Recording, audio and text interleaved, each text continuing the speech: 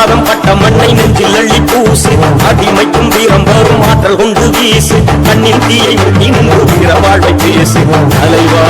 நீ வாழ்க